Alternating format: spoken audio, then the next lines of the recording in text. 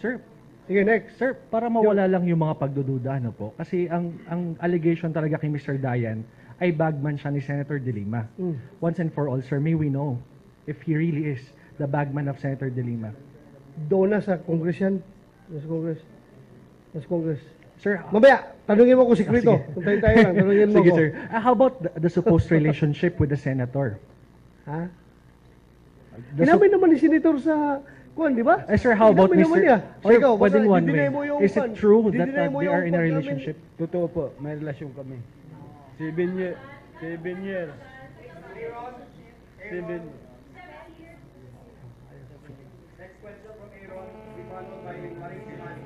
Hello, sir. Sir, just to give a clear picture of what happened during the arrest. Ha? Hingi lang ako ng clear picture of what happened during the arrest. Gaano kalayo yung pinagtaguan sa pinanghulihan? Tapos gaano katagal yung habulan? Masabi mo? Sige. Malayo po yan, sir. Sige. Siguro, nagtakbo kami ng sa ilog pa lang, sir. Baka umabot na ng mga 15 kilometers.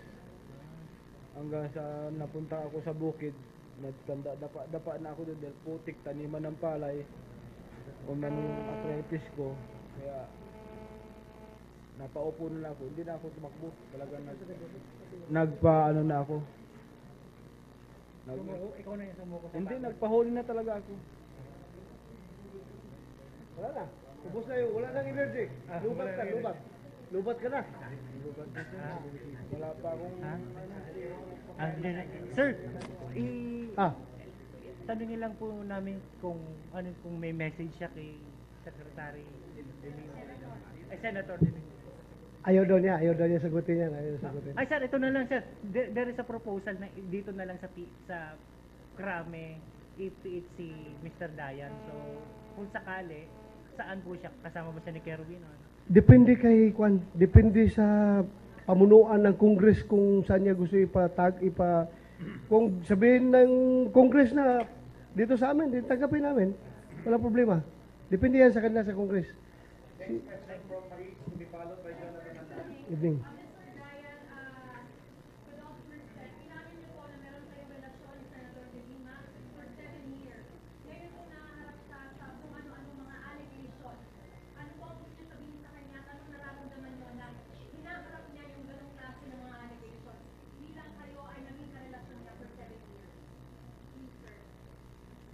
Gusto mo sagutin?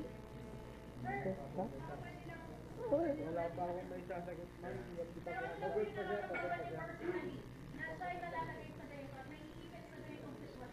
Huwag mo pilitin kasi ayaw. Ano sabi mo niya ayaw. Oh, wala siya masasabi daw.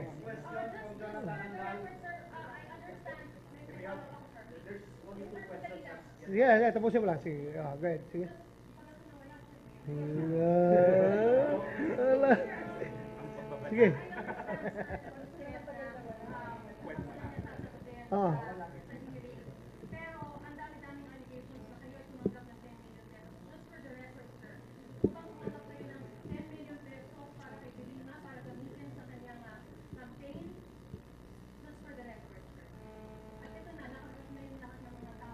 Bukas na po yan, ma'am. Bukas na daw. Diretso na pag...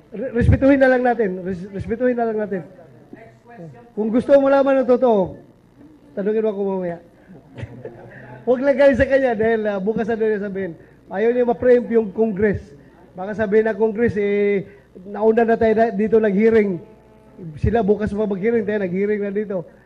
Yung i-limit lang muna natin yung questions doon sa nature ng arrest, kung saan siya na kuhan, ganun-ganun. Huwag na muna doon sa mga punto kung saan itatakil sa Senado. Ha? Anyway, kung gusto niya sagutin niya. Pero sa ngayon, I advise you, ganun, doon na lang. Sir, good evening. Oh, wala. Inadvisean ba kita na huwag sumagot sa kanila? Sige. Inadvisean kita? advice si Sir Oh. si Pepe, kaso hindi pa ko handa sumagot sa mga ganyan. Mas maganda kung sa Congress para alam din ng Congress. Are you being influenced para may ibang sagot niyo or tungkol sa iniiwanan niyo bukas? Sige, sagutin mo kung influence ka ba? Meron po bang nag-influence Tinakot ka ba? sa kung ano yung mga isasagot at iniiwanan niyo bukas sa inyo? Wala po, ma'am. Wala. So for the record, wala. Your Honor, ha? Wala. Oh, i-record mo yan. Mamaya. Sir, good Sige. evening. With your permission, pwede bang malaman kay Ronnie Dayan kung kilala niya ng personal si Kerwin Espinosa? Yes or no lang, sir? Bahala ka. Kilala niyo po ba Bukas mo ng sabihin. personal si Kerwin Espinosa? Bukas. Bukas. Totoo. Yung nga, Yes baka or no, magalit sir? daw mga congressman dahil itatanong bukas sa congressman yan eh, sa hearing sa Congress. Tapos ngayon, sabi na si Bato nag-hearing-hearing na doon sa Krami. Wala, mali yun. Kaya ilimit muna natin doon sa circumstances of his arrest. Huwag na doon sa mga punto Okay, sir. na So, i-take up ng ang Congress Okay, sir, bukas. totoo po ba na meron talagang protector na LGU? Itong si Ronnie Dayan, sir? With your permission? May nagtago. May yan, nagpo-protecta daw sa inyo sa Northern Luzon? Barangay Kapitan. Wala ni isa sir, wala ang nag-protect sa akin, walang nagtago sa akin kung saan loob ko nagtago. So sino lang po ang kumupkup sa inyo, sir?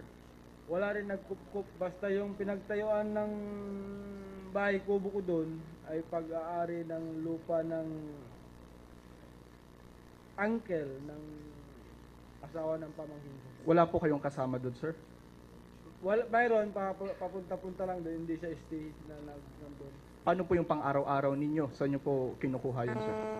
Nagtatanim ako ng gulay, kaya ako nagkaroon ng arthritis dahil sa sitaw. Gulay araw-araw po yung kinakain ninyo. Simula na nagtago kayo. Thank you.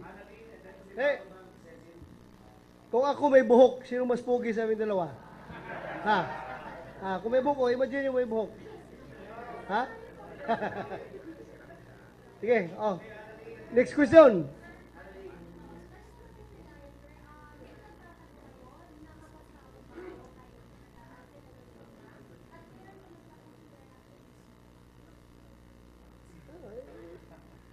Huling nag-uusap ko si ma'am after election. Yun na yun. Nagpasalamat lang siya dahil doon sa pagkakanalo niya. 2014?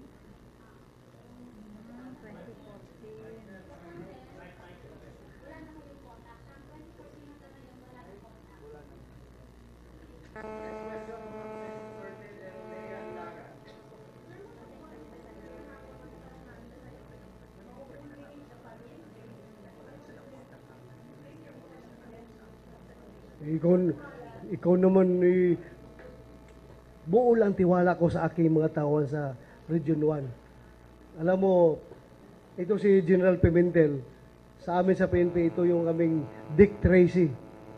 Dick Tracy, magaling ito i-spy, manhunt, magaling ito. Kaya, buong tiwala ko, mahuli talaga nila yan. Dahil buong pwersa, you can just imagine, buong pwersa ng PRO1, ginamit na para suyurin yung bundok para makita yung pinagtataguan niya. Makikita talaga yan.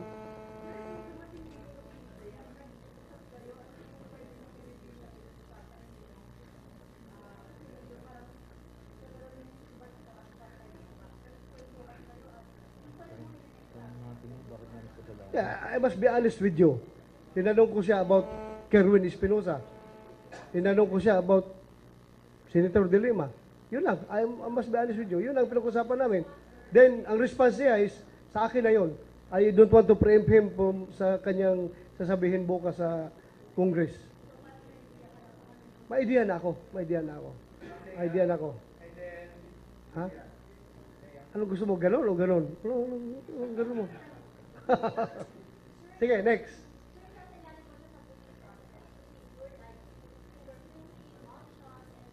Yes, since he's arrested, all arrested persons, arrested individuals, para naman depensa rin namin sa amin yan, ipaprocess namin siya. Then after that, turn over namin sa Sergeant at Arms ng Congress. Nandito na ba yung Crime Lab, Soko, or sinong magbubuk nito? Ipatawag mo. Kasi po, sir, hindi ito nyo na-booking doon sa PRO1, no? Hindi nila na-process sa PRO1 dahil pagkuha nila, pagtawag na sa akin, kuha na namin, sir. Sabi ko, ibiyahe nyo kaagad dito yan dahil ang media nangungulit na. No, ganyan kayo ka-importante sa akin, ha? Sabi ko, ibiyahin nyo kagad yan dito, sir. Dito natin yan ipaprocess. So, ang booking procedures will be conducted here na. Dito na.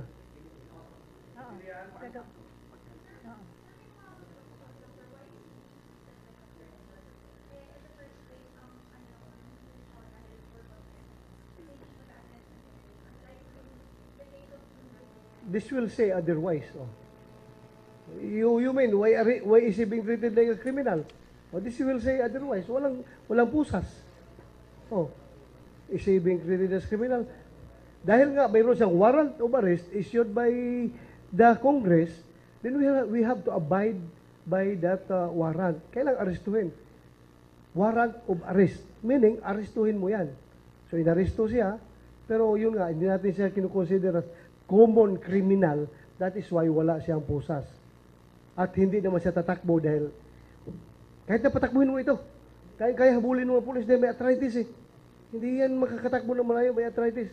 Kaya. Kaya very confident tayo na hindi siya tatakbo.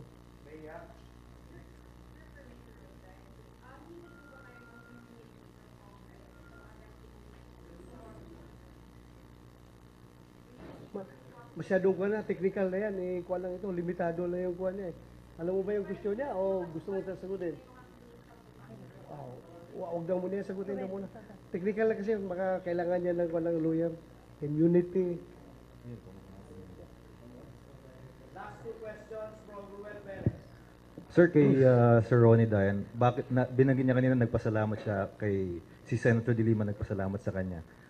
Bakit po nagpasalamat after election? Doon po sa pagkapanalo niya bilang senador. Bakit po? May naitulong po kayo o may Kahit pa paano, sir, tumulong din ako. Nagkumpay, nagkabit-kabit ng mga ano niya. Gusto, yun lang.